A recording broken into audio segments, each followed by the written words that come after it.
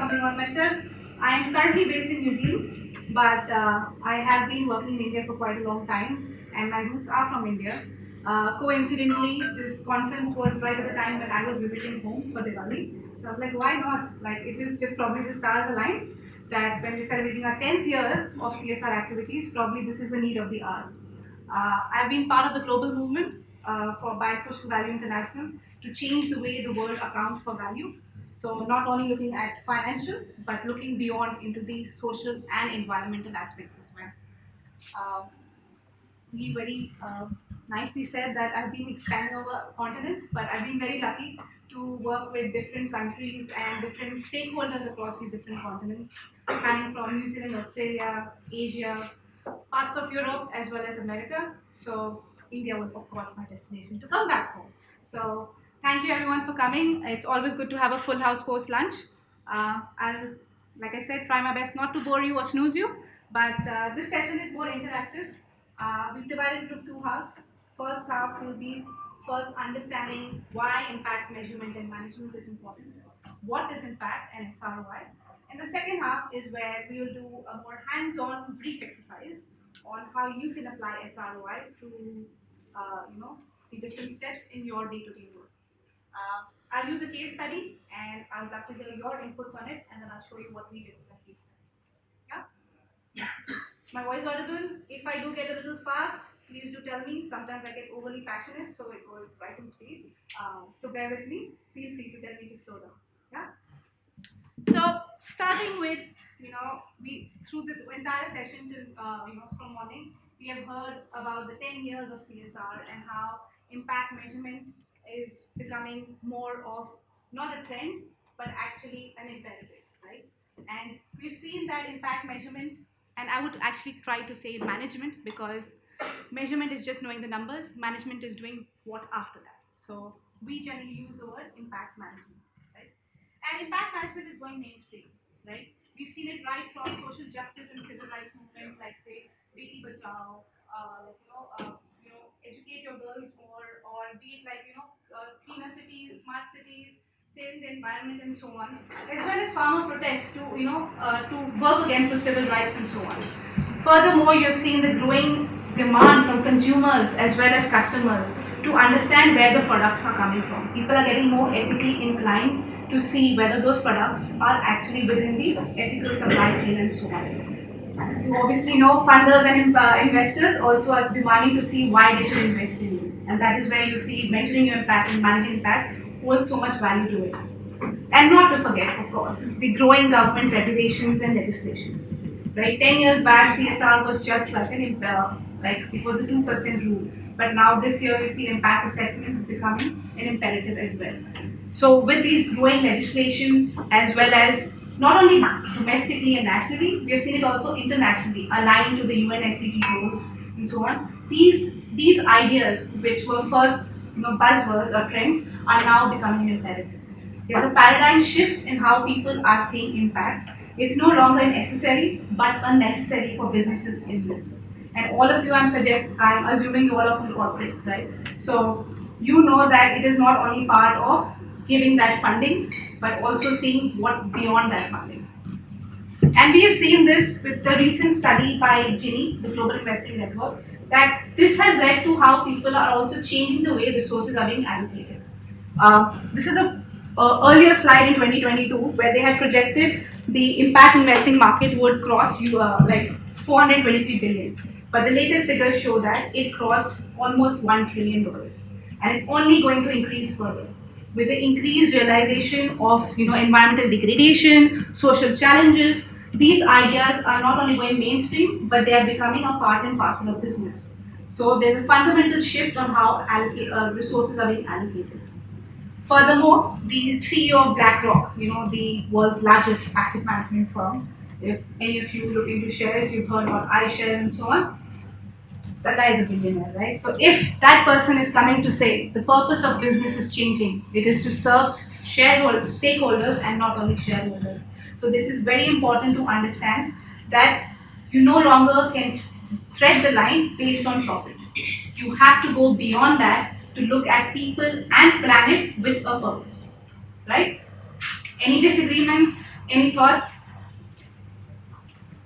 I mean, you told me that for recording of the session, if you put that reviews. Oh, great. How do you hear me? Ma'am, we would like to cherish this practice as possible and treasure it. Thank you so much, ma'am. Sorry for the interruption. That's totally fine. So yes, the purpose of business is changing. We have moved from a shareholder model to a more stakeholder-informed model, right? We are moving beyond balance sheets to value sheets. And these value sheets include the value created by your investment, not only financially, but also for people, planet, and what is the purpose about it. So irrespective as a corporate, wherever you are in this, supply chain or this, ecosystem, like we have been speaking, either you are a philanthropic CSR funding, or are you managing the impact, or you are an impact maker yourself. The end goal is that you cannot escape this imperative now, right? This is going to become not only a norm, but probably an a compulsion. I wouldn't want to say compulsion, but a part of your core DNA business model, right?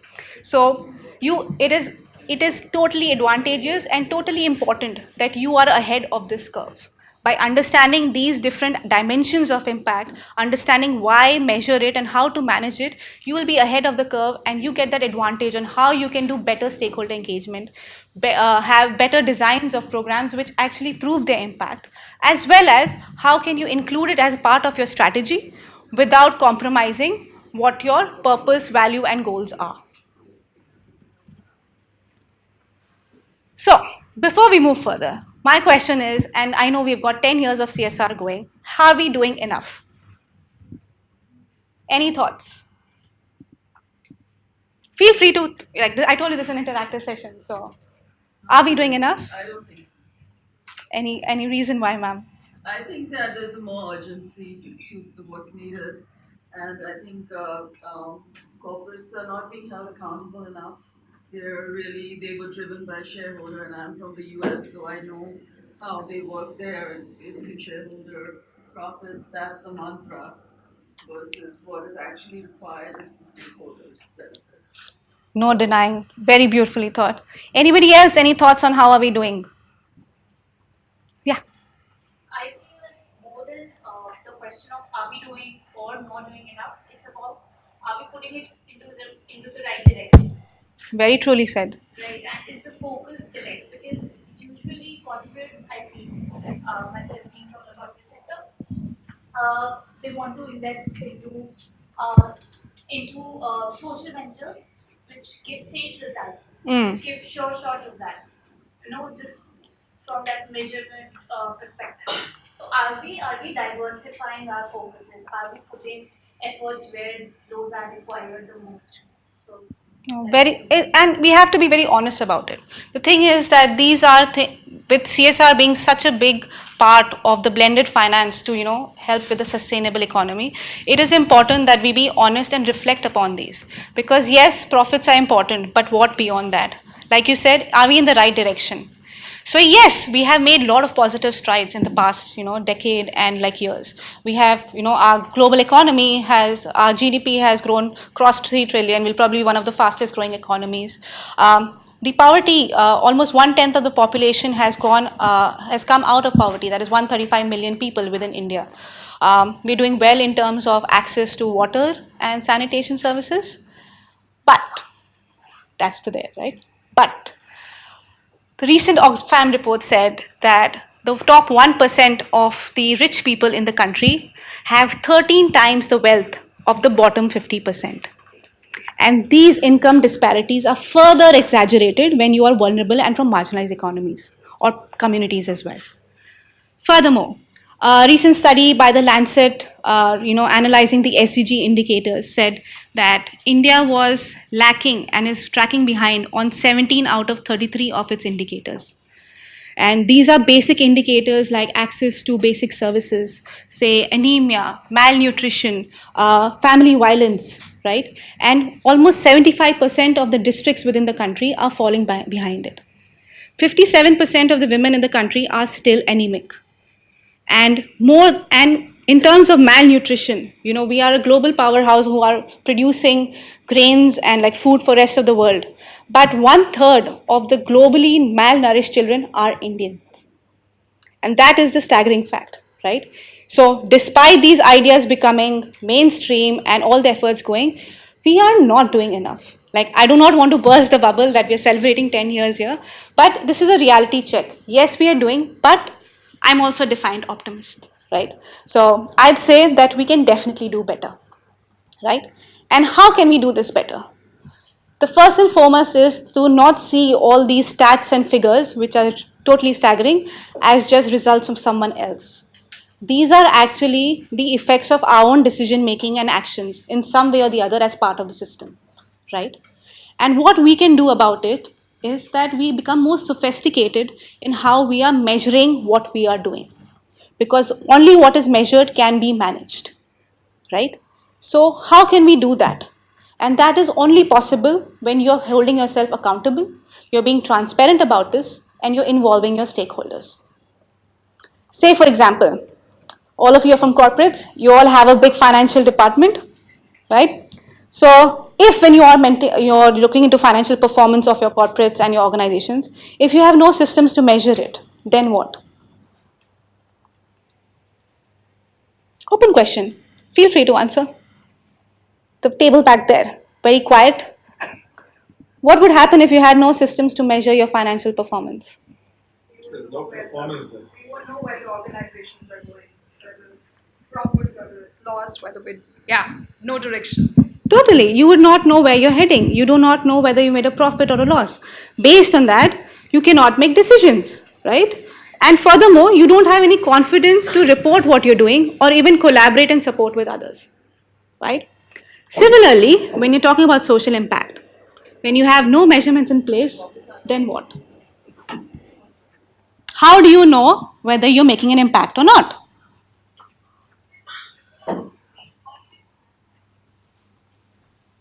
Any of you face these challenges in your day-to-day work? Or these burning questions when you're being forced to just report on the number of dollars being put or number of rupees being put into your initiative? Most of the time it is assumed impact. Right? That's another thing. You're assuming it is impact. Because who's winning? Well, I really do not know. But everyone is playing, so probably there's an impact. Yeah? So, yeah. One space is voluntary where measuring impact is very difficult. True. And we will, in this session, try to debunk those challenges and try to address how we can go about it. Yeah. So people say measuring impact is difficult, but here I am trying to decode it for you to see how it can be made much more easier, right? So similarly, when you're talking about social impact and you have no systems to measure it, you do not know actually whether you're making a difference or not. You're probably just spending money in a given area or a given cause without really knowing whether it's made a difference.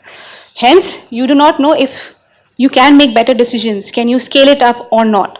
You will not be able to improve your results. And furthermore, all you would probably lead to is spending 262 crores as CSR money. But so what, right? The question is so what? And that should be one driving question for each one of you working in this field. Because you are one of the very crucial levers in how you can change the ecosystem of how the social challenges and environmental challenges pose for us today, right? But before we head forward, like we've spoken about impact. Let me take a step back and first understand from your perspective in your day-to-day work, what do you understand by impact or what do you report as impact? Like you can discuss in groups, I'll give you 2 minutes, or you can write down on your cheat sheets. What do you mean by impact? Or what are the 3 words which come to your mind when you think about impact?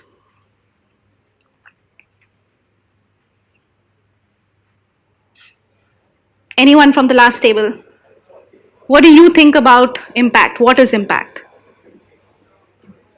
The overall consequence of the intervention that you are doing. So when I say consequence, it would mean intended and unintended consequences.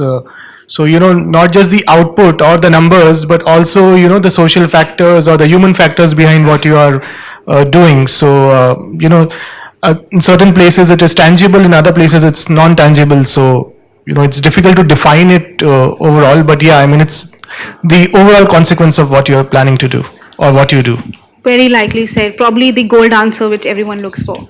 But in reality, right, how many of us are actually looking at impact in that sense? How many of you report impact in that sense? Or even, that's okay, what do you report as impact in your annual reports and so on? Again, this is no right or wrong answers. We are like discussing over here. So, anyone from here, how do you report your impact, ma'am? Yeah, numbers in terms of, say, money spent or what you've done. No, but I think it also depends on the sort of projects you do. So for a lot of livelihood projects, you do report the, let's say if you've impacted, set of women or men. So maybe they were earning zero and now they are earning this much, that's how they're growing, their families have been impacted. So that could be a sort of impact you could report. But again, depends on the projects that you do. So for a lot of education-based projects, there might be no direct answer to what was the impact that you created, but for livelihood and skilling, you can still say. Very rightly said. And that's one of the challenges I think many people face, that not everything can be measured. But now, everything can be measured. How you measure it may be different, but at least it can be measured. Yeah? Ma'am, you were saying something? So, from where we come. So again, like you said, impact measurement is obviously tricky. There are few structured indicators that we use internally, and we over a period of time track against those metrics of how that growth has happened. Again, there are testimonials, there are impacts, beneficiary stories that help us understand as well. So there are both structured, unstructured. And again, impact, whenever you say the word equity and equality are two big pieces as well, because not everybody is impacted in this certain way. So there also needs to be additional filters of how we're able to bring that change as well.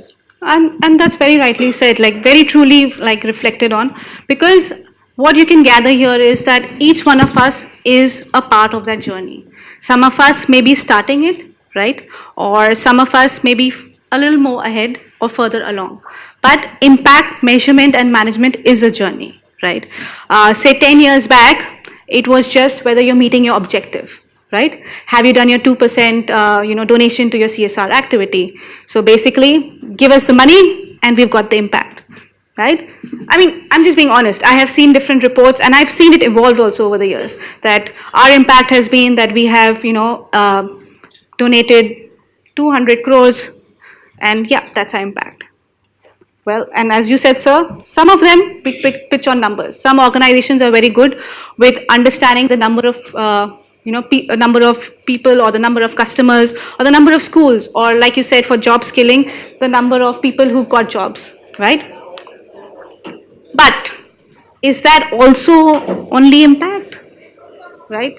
Do you think by giving lunch subsidy at 4 schools will end world hunger? Probably not, right? Because just giving lunch boxes may not really end hunger.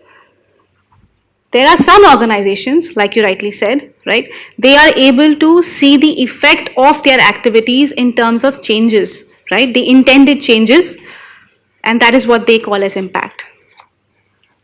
Make sense? Huh? Any disagreements? I disagree. Right? I'm not sure what the rest of the room feels, but I'm not a corporate.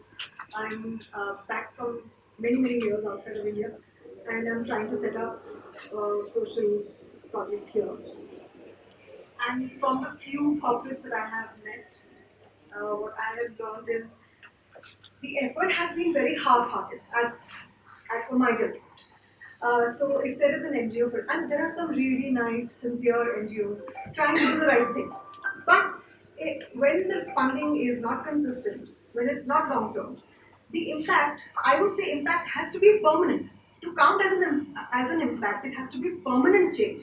The trajectory of that ball has to completely go in the other direction. If I want to call it impact, if it's just like I was living in a village near Nainital for a year, and some of these women had been given sewing machines, some project. Those women are so poor they can't buy thread.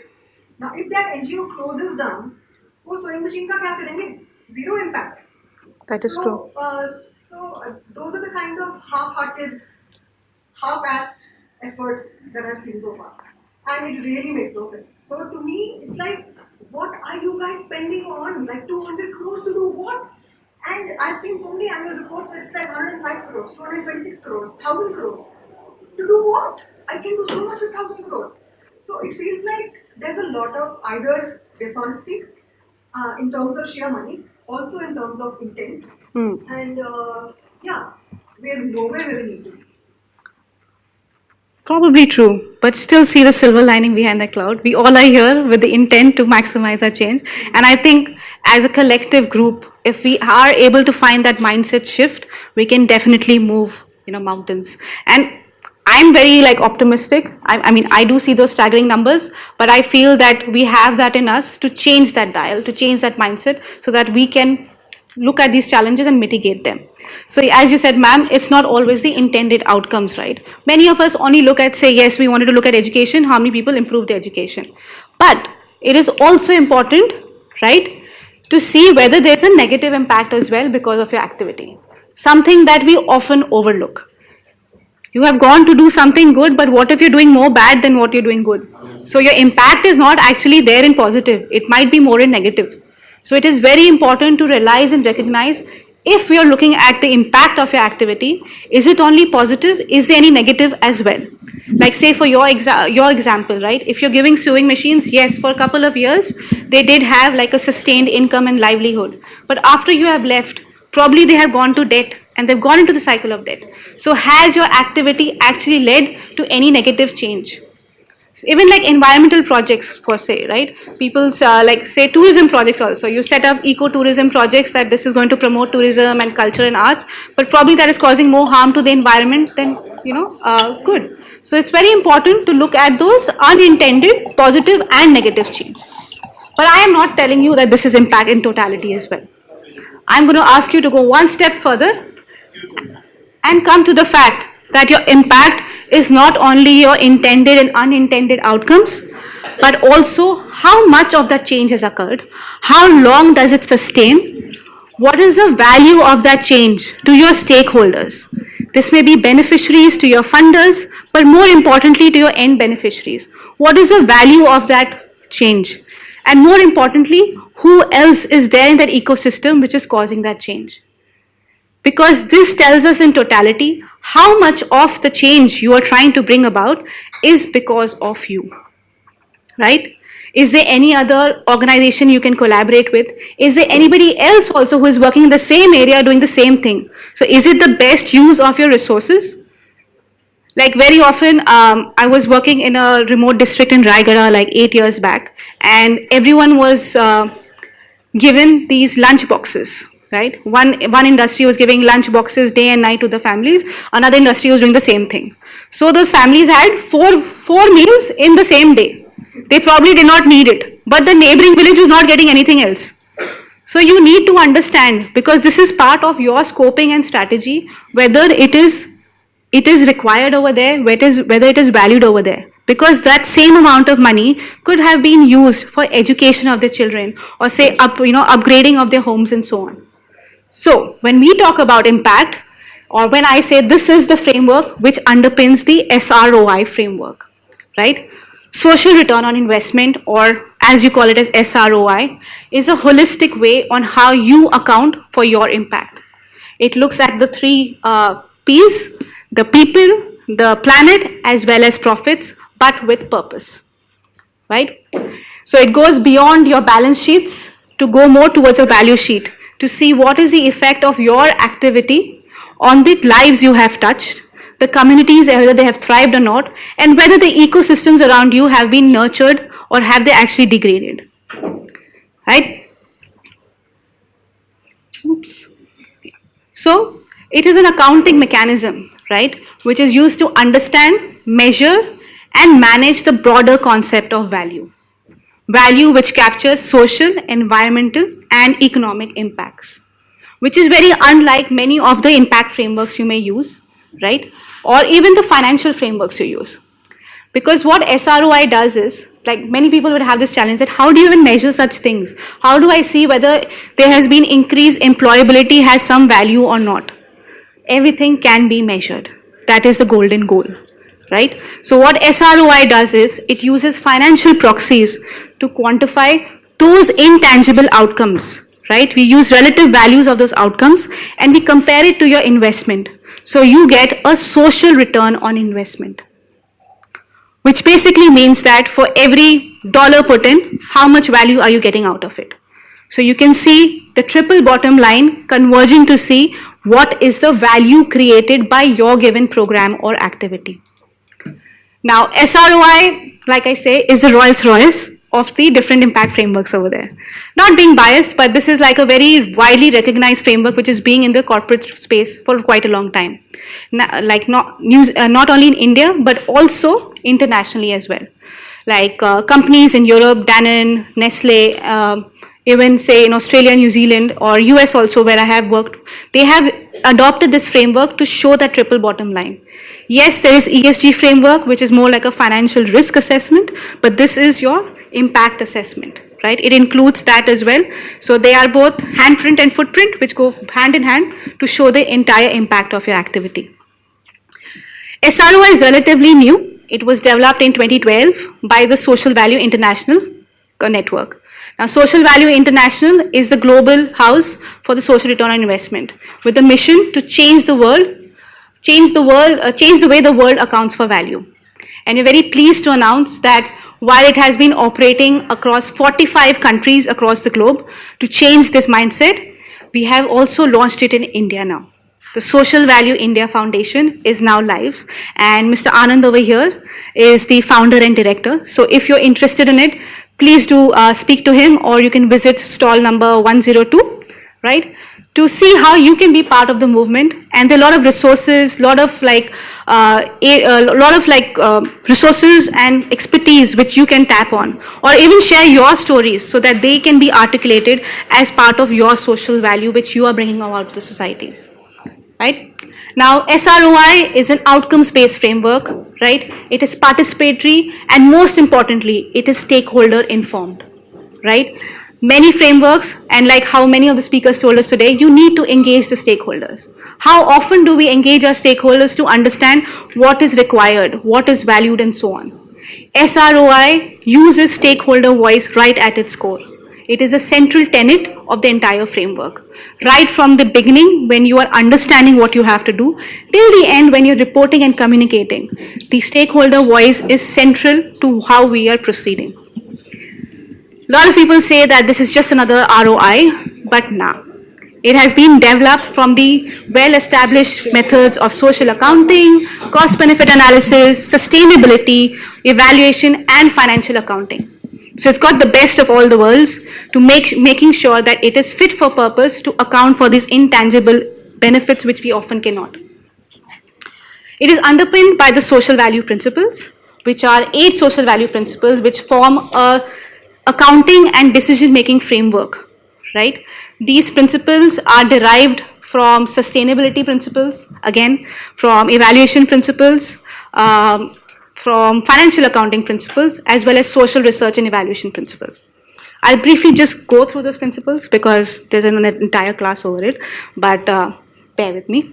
So there are 8 social value principles, right? Namely, first and foremost, involve your stakeholders.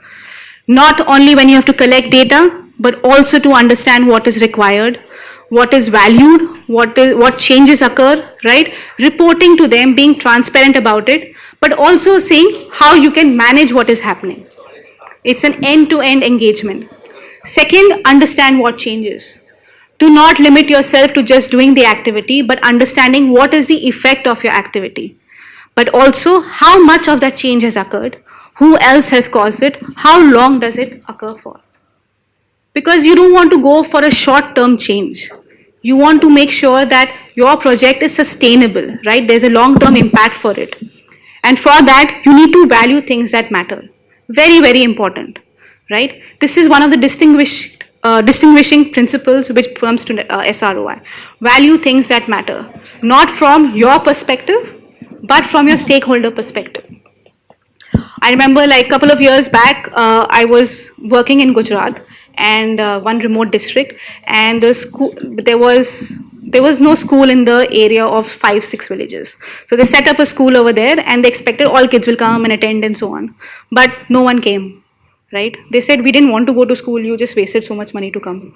Simple as that. They all wanted to go back to farming and help their families. The girls wanted to get into weaving and livelihoods. So their entire money was actually wasted.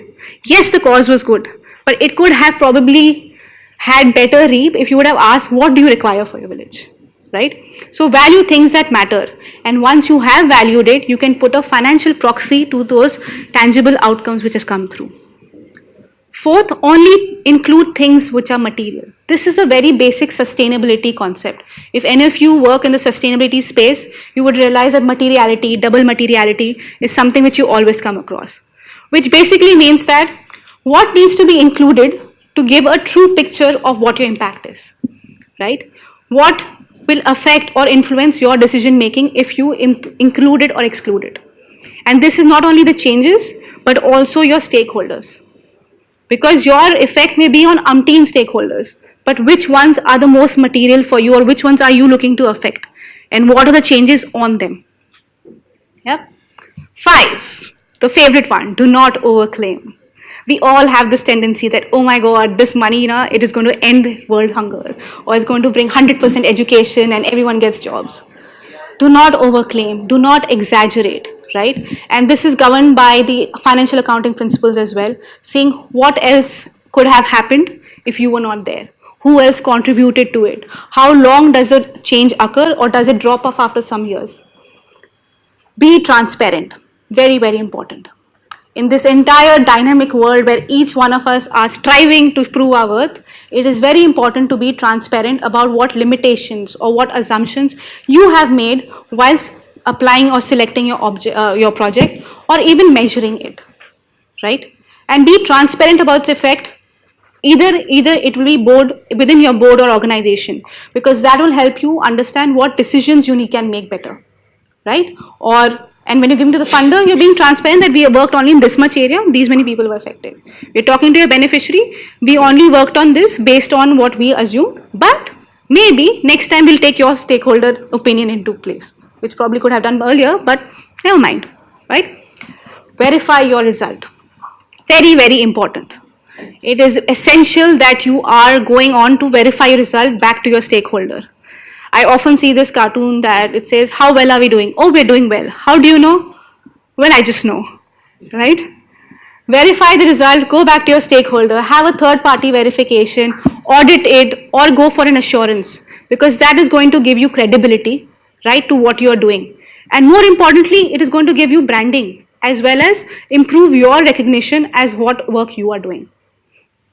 And lastly, the 8th principle, which is now added as being responsive. Like I said, just don't measure the numbers, but ask, so what? What can I do with these numbers? What do these indicate? Can I improve my design? Can I maximize my scale of what I'm doing? Or change my stakeholder group or so? Right? So these principles are the underpinning principles of the SROI framework. And if you see, these are not linear, these are circular, for the fact that they interact with one another all across the process, right? It is not one over the other. Their proportionality may differ, but they all go hand in hand across every stage of the SROI process. And thankfully, I'm done most of the talking now, right? So what we're going to do is, till now we've understood why impact is important, what is impact, what is SROI. And these are the 6 stages on how you go about an SROI. And I have a small exercise for you. I have bought a case study, right, and ask you on how you will apply these steps if you had to analyze that given case, right? Taking the flavor of the CSR, education is one of the widely, invested sector. So I'm going to go with education, right? Let's say education is our sector, and the program I have picked is a numeracy and literacy program. This program was delivered in New Zealand across 4 sectors, 4 different organizations for kids aged 9 to 13 years, right? So let's start. All good? Everyone with me here? No? Any dozing off, you can stand up again, sit down. I'll keep you engaged, yeah? So, when you start an SROI, the first important step is establish your scope, right? It is very important to understand what is the purpose of your SROI. Is it for funder perspective, whether it is for your own decision making, to monitor what you're doing, or to improve your program design? What is the background? Has there been any other data earlier? Is there anyone else who will contribute to it, right? Who is going to do it? Very important. And how long are you looking to cover that process for? 1 year, 2 years, 3 years, right? For this given project, we did the project for 3 years because it was implemented for 3 years. So we're evaluating the effect of that program over 3 years. Just to give you a background, the traditional metrics which we used to report the project was the same KPIs: number of kids who attended the program, amount of money spent, number of sessions held. That was all which was required by the funder. But our corporate, which was not corporate, they call it a trust over there, which was delivering it, they said, no, we want to know more because we don't think we're capturing enough. We said, fair enough. So they wanted it for their own internal decision making because they wanted to scale the program. It was not a funder requirement, which meant that we had to go into details to understand what actually is the process on how they're delivering the program. So the next step was to involve stakeholders. Classic reason why. Person on this side says boat, that side says land, which basically indicates every stakeholder may have a different perspective, right? You over here have on a pink shirt, whereas you have on a blue shirt. There was a perspective on why you chose it today, right? It is very important to understand your stakeholder perspective and involve them because you will get golden nuggets which will probably be useful for you to understand how well the program is doing or how it is not doing, on how you can improvise on it. So who are your stakeholders? And your stakeholders are anyone who are affected or who affect your program. So they could be funders, investors, corporates and managers, the people who are delivering the program, NGOs or communities, as well as your beneficiaries, right? Within that, also see what happens to them, right? Ask them how many are involved, because once you involve your stakeholders, you identify them, you will be able to identify how can you engage with them. Is it just based on case studies? Is it a survey you can do? Do you need to interview the program managers or so on? So for this given program, like I said, a numeracy literacy program for kids aged 9 to 13, it was an after school program. Who do you think the stakeholders would be? Wild guesses, no right or wrong answers. School management, children, families, government. Anybody else? The educational department. The teachers. Teachers, very important, teachers. The community, yes. So wow, great. I think I'm doing very well because people are giving right answers. So we went on to see not only the students, but the teachers as well, right? Now in this program, because this is an after school program, the teachers within the numeracy literacy tuition classes as well as those in the school. Because we realized that it was very important to have a collaboration between them because they see the kids in school and then after school. So do they see a change? Is there a change in the way they teach, right? Schools, of course, because they are where the education is. The organizations which were delivering it, the NGOs, because they are crucial to the delivery of it. So they were important.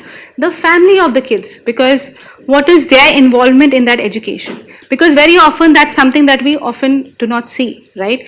When we see education programs, we limit it to the kids going to the school, but we do not see the effect on the school, on the families, or even their siblings and the community around. For this, we also had included the government because we wanted to see the policy briefings around it, but I've not included over here. So once you've identified your stakeholders, don't just stop here.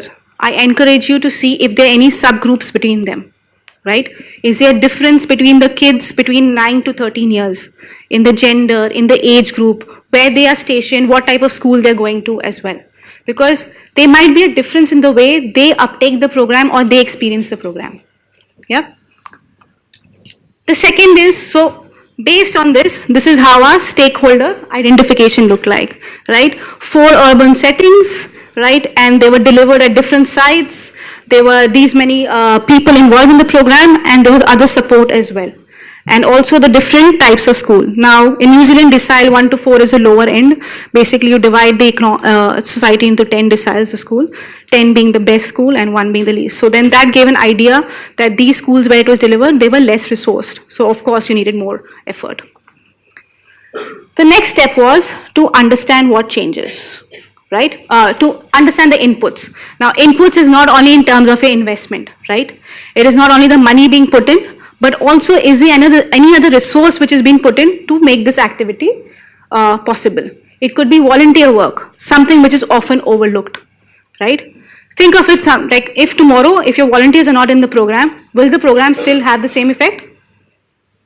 We sometimes take volunteer work so much for granted, but they have such a crucial input in the success of your program.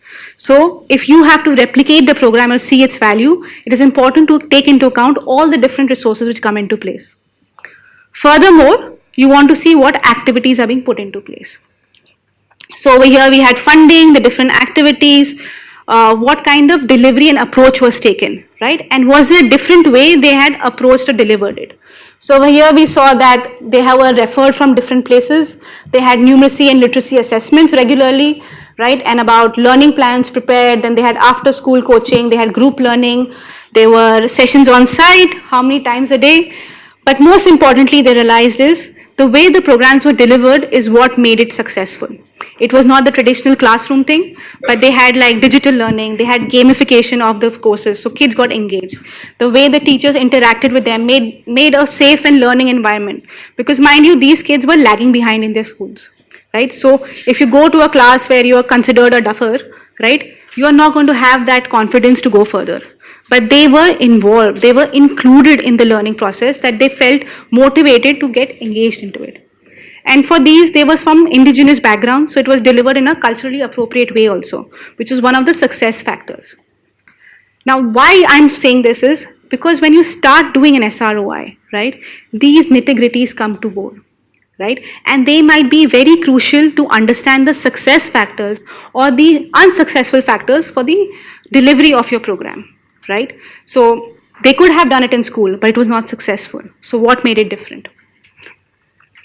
Next was to understand your outcomes. October being the Halloween month, right? It is not the number of times you said boo, but whether we have actually striked fear in the people we have done. So has your change or having those numeracy literacy classes made a difference? It's not only about the number of sessions or the number of people who attended, but so what? What happened as a result of it? Because did it even actually make a change or not? Another example, brilliant surgery, well done, but the patient died, right? So what is the effect of your activity? So for this, for the numeracy literacy program, what do you think would have been the changes?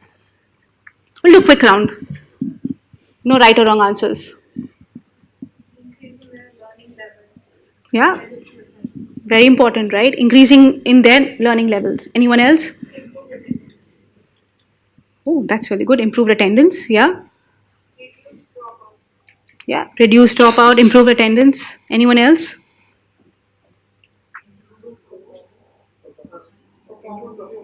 Improve performance, improve learning. So, very important, increase in confidence. Because like I said, these kids were low on confidence because they're doing so fairly bad that they didn't have the confidence to do better anyways. So having that environment set for them, we found out, of course, we took it for granted that yeah, learning and numeracy took place and so on. But further along, because the beauty of SROI is not only quantitative, you use qualitative as well. How do you understand these changes? You engage with them through key informant interviews, focus group discussions, and other sources as well. So we found out from teachers, parents, and the kids that their changes were not only restricted to numeracy and literacy skills, but also they showed improved confidence, right? They also showed improved behavior. Because studies have shown that when you're not doing it well, then you start feeling distracted, you trouble people, you're removing your anger on other people. So they had improved behavior, not only in school, but also at home. And that also led to improved attendance, and they enjoyed learning. Very important. It was not like a compliance that I have to go to school every day, but they enjoyed learning genuinely, which actually led to those factors as well. We also saw that the families felt more involved in the learning. Because the way the program was delivered, it was including people, their families, to say, this is how your kid is doing, would you like to be involved in it? So they used to keep check on it, which is not something you see in a Western context, frankly speaking. Parents do their thing, kids do their thing. Not like how we come home and mama asks like, where is your homework? Have you done your homework or so on? There it is not the concept. So parents were more involved in their learning. They also felt supported because they could understand what their kid is learning. So that was very crucial to translate these, outcomes for the kids. Of course, there were other changes as well, but I've just highlighted a few for the source of this. Yeah. Now, once you've understood the outcomes of the program, you don't settle here, right? I told you want to understand how much of that change occurred. Is it only one person who showed that change, or was it like 50% or 100%? Because if you're spending, say, 100,000, like 1 lakh rupees into a program and only one person is affected, it's totally not worth it, is it? That money could have been put somewhere else, and you would only know it when you're able to understand how much change has occurred. So, right, we surveyed 3 people thought we were awesome, great. But what about the rest of the 97 or 96 families? So you go on to understand how much change has occurred, right? And not only the scale of the change, I encourage you to see the depth of the change as well. Because then you can see the progress over that field, right? Also, how long would that change occur for, and would it sustain without an intervention, like you said, ma'am, right? So suppose you remove this, you remove the funding, would they still be able to sew if they don't have the thread? And how will you measure that change? Golden question, right? All of us struggle that we know change is occurring, but oh my God, it's such a challenge. How will you measure it? It's okay, right? You don't have to get 100% sample size. Even if you get 5 or 10, it's still better than none. Simple as that, right? One step is still better than no step at all. So start small if you have to, but still do so. So we measured the change and we saw that 78% of the kids, mind you, there were 880 children on the program over 3 years, right? They showed improved in numeracy and literacy skills.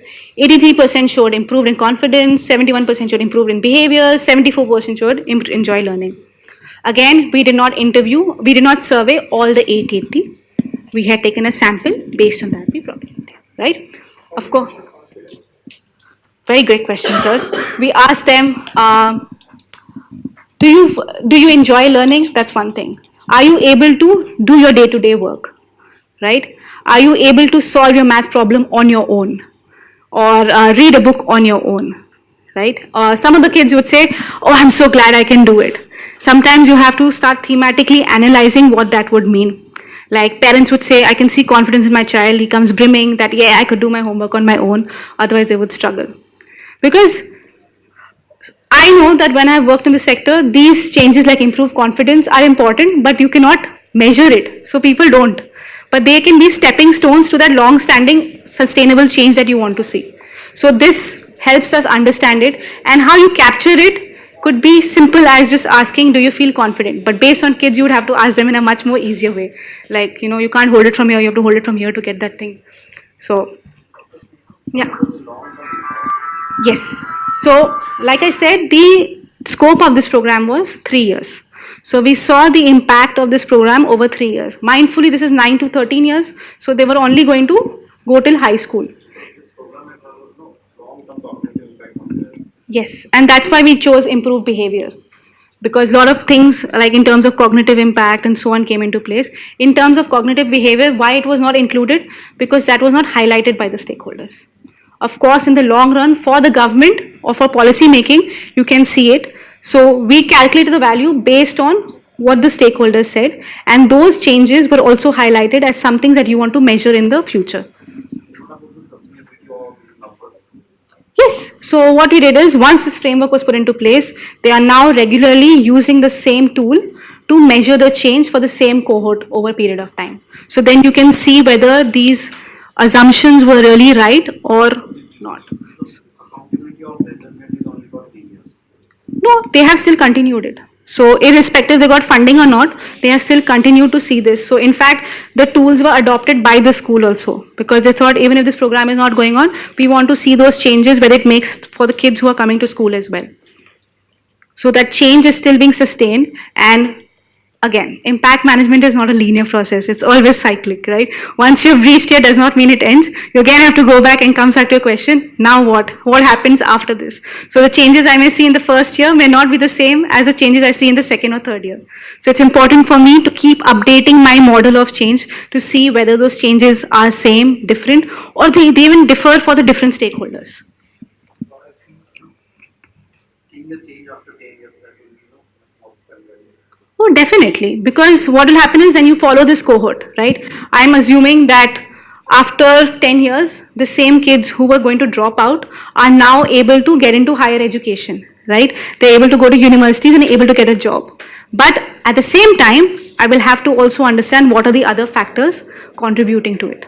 Because we were part of that only for 3 years. But what happened beyond that may not be because of us, but may have laid the foundation for it.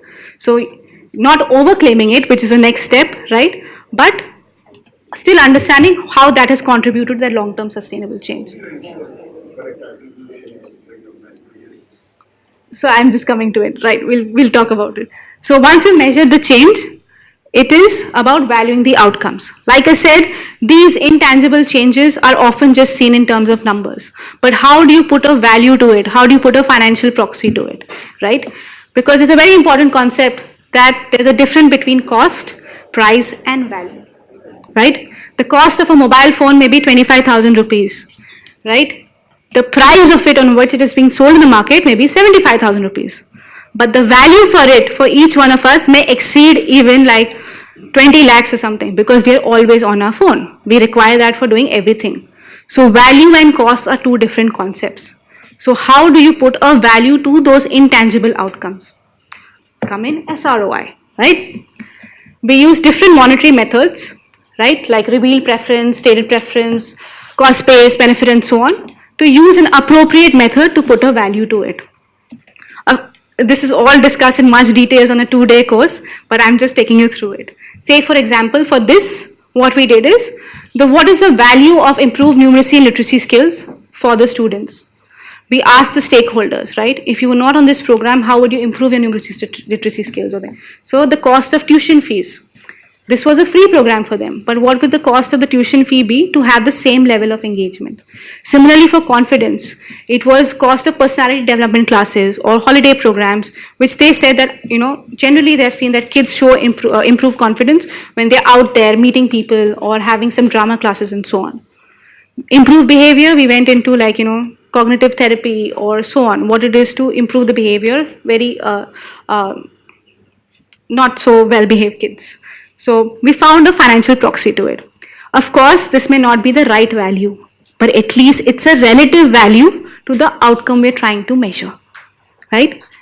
Mindfully, this is all judgments. We make judgments every day. We have made judgments here also, but we're being transparent about it, right? We made those judgments based on the best approximate value and using stakeholder voices. Now, once we have calculated the value of the outcomes, the next step is, sir, as you said, how do you know what is the attribution of it?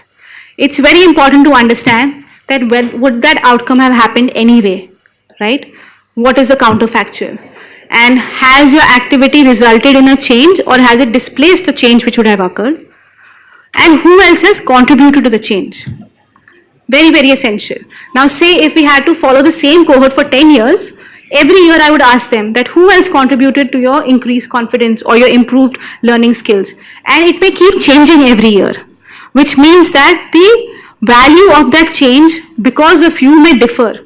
But you can identify different collaborations, partnerships which will help you reinforce that change for a sustainable manner. This is something which not very often we do in impact management space. But when you do this, it has a lot of insights to drive your decision making, to make sure that your resources are allocated in the right place, they're effective, efficient, and more importantly, you're seeing that your changes are sustainable or not. And there's no hard rule. Maybe they're not sustainable. And that's okay. Which basically means that, what do we do then? Do we change, switch, and leave the beneficiaries over there? Because if that was the idea, probably we need to rethink what our strategy is. Because we're not doing it for compliance. We're doing for long-term sustainable change. Going back to why we're doing impact. Yeah? Again, these principles which govern establishing impact are from financial accounting. We use attrition, counterfactual, drop-off, discount rates, as well as displacements. So it's not something made up, it's got proper accounting, principles put into place. And when we did this, we realized that say 20% of the outcome would have happened anyway. So if they were not there, maybe they would have still have improved numeracy because their parents or kids would have helped them, or they would have gone to another tuition class or so on. So different things came about, and you have to ask the stakeholders for this or rely on research which is there. Once you've established this, the next step is to calculate the value you have created, which is basically the outcomes value, say the $4,000, right? Multiply the number of people who experience it, minus your attribution, your counterfactual, and displacement. So you are coming into the real value created by your activity. Yeah? Say for example, if there are 10 people, right, and the proxy we have used is $100, and 50% of the outcome will have happened anyway, and 25% of the outcome was due to other people. So the real value, which could have been $1,000 actually, is $375. Again, to the principle of not overclaiming and being transparent about it. Also, where you do the leap of faith, It is. Right? There's a leap of faith for everything. But what we are doing is, by following the principles, we are making those implicit judgments more explicit.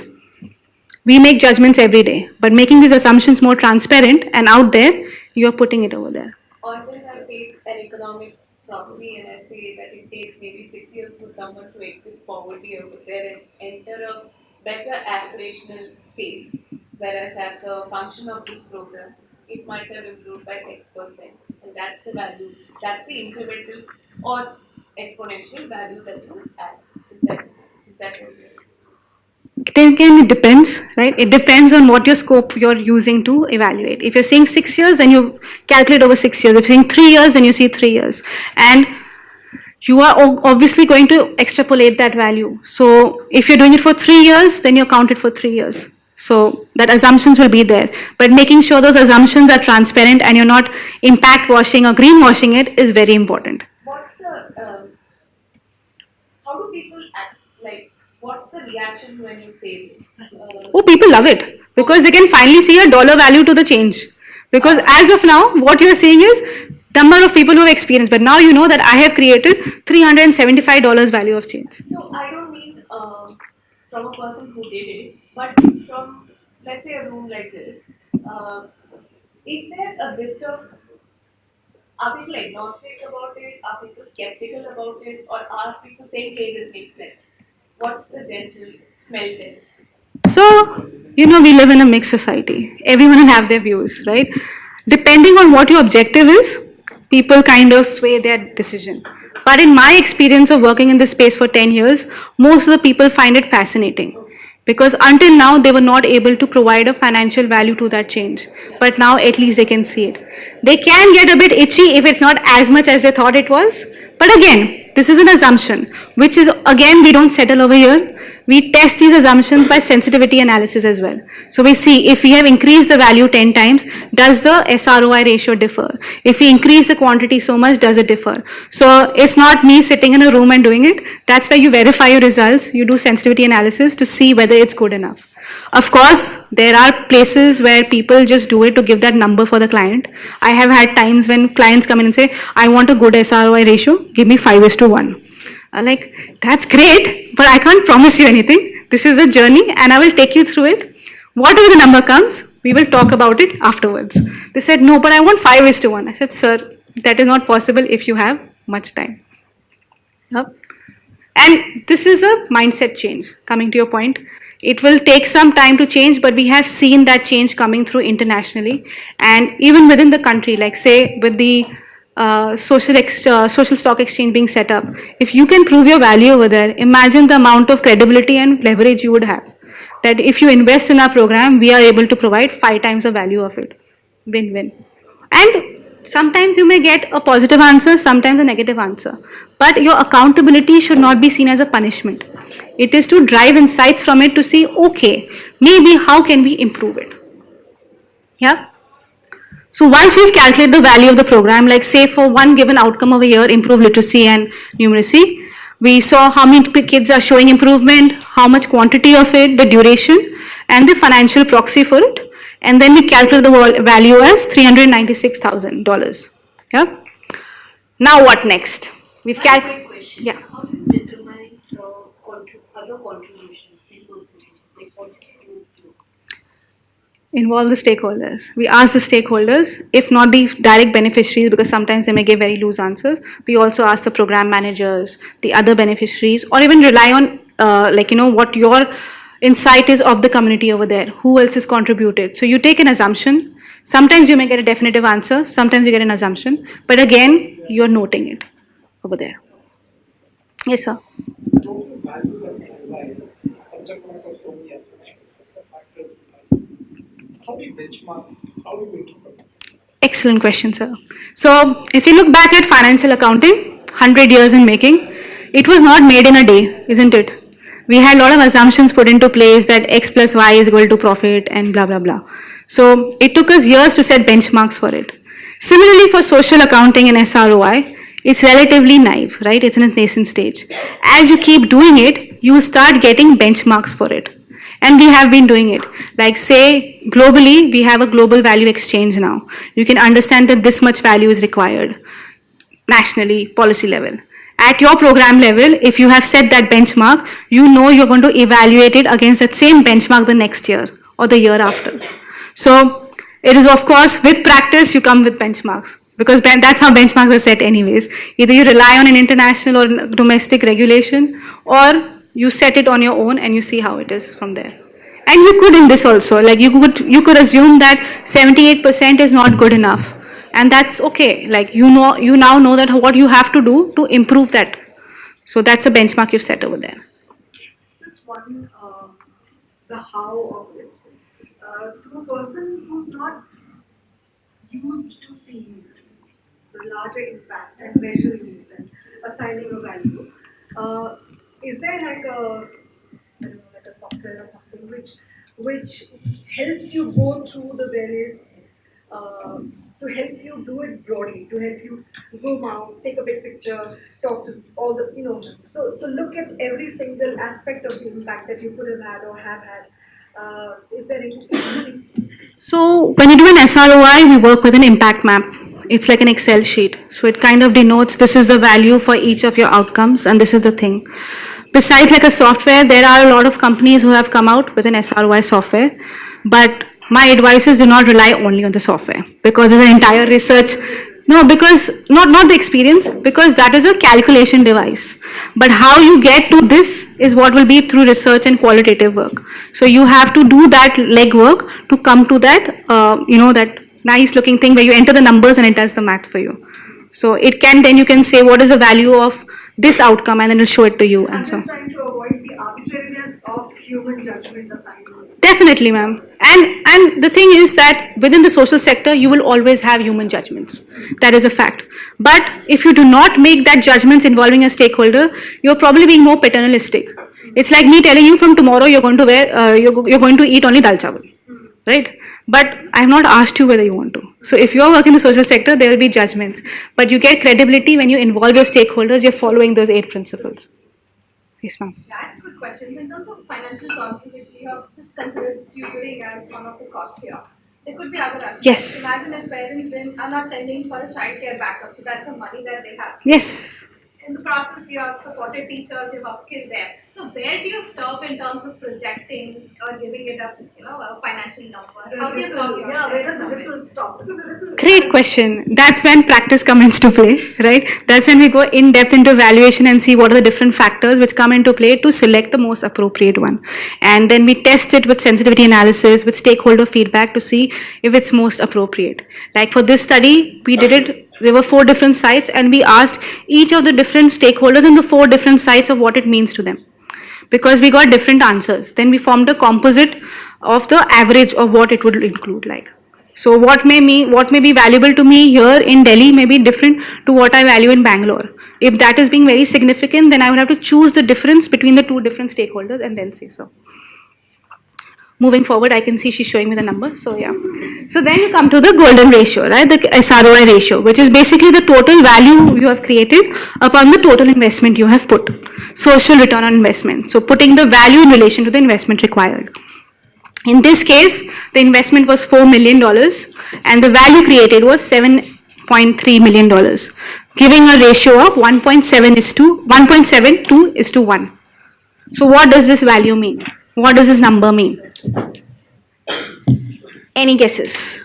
Or sorry. Yeah. Basically means that for every dollar put in, you're getting 72 cents more, right? Or simply put in that there's a positive change or positive value created as a result of your program, right? But warning, this number should not be the full stop of your impact story. There's an entire sentence behind it, that journey of impact, which needs to narrate that value over there. Very often people only rely on that number. I've got 5:1 year grade. But no, do not discount that factor behind it on how you reach there, because that is the gold on how you reached over there. So the number is great, but so what? What about it behind? Which leads to how are you going to report it, verify it, and embed it. Now, very often we see that we have long reports put in, but no one reads it. Either information download or so on, right? It's very important whenever you're reporting, take into context 3 things: audience, your intent, and your message. Because your one report can have different versions to it based on what your intent is, what your message is supposed to be, and what your audience is supposed to be. Say, for example, for this, this report had 3 different versions. We had like a funder version where we put in all the details into one report. We had a simple infograph which was just put in to just show that, oh, this is what we're doing. As well as we had a video for conferences, for different stakeholders, for the kids to show this is the change. Each one of them had a different intent, but did not lose its credibility in terms of how you got that ratio. Furthermore, there was a policy paper also out of it to recommend what we found through the whole entire journey and where the gaps are and where you would improve. And this is another program where we showed the SROI report like this, which is basically bringing all the methods, all the outcomes, activities, as well as a ratio together. So there are different ways you can present your report. Do not feel restricted, be creative in how you can present your report, which leads to the next part. You've got the data, but so what, right? Do not stop on measuring it, but go beyond to understand what you can do with that data. For this case, like we said, can we do anything better? Do good, but do better. But how? Ask that question, so what? Yeah. This, we looked at how we can scale up the program. We realized that you cannot be using education only from 9 to 13, but start earlier, because clearly you have lost those many years over there. We saw that schools and family engagement was very important, and digital literacy and resources was very crucial for the success of the program. So how can we bridge that gap?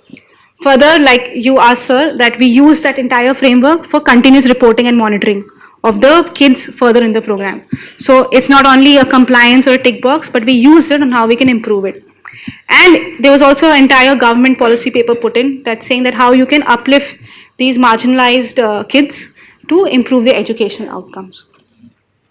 So SROI is the key to unlock your impact potential, right? It can help you improve your stakeholder engagement.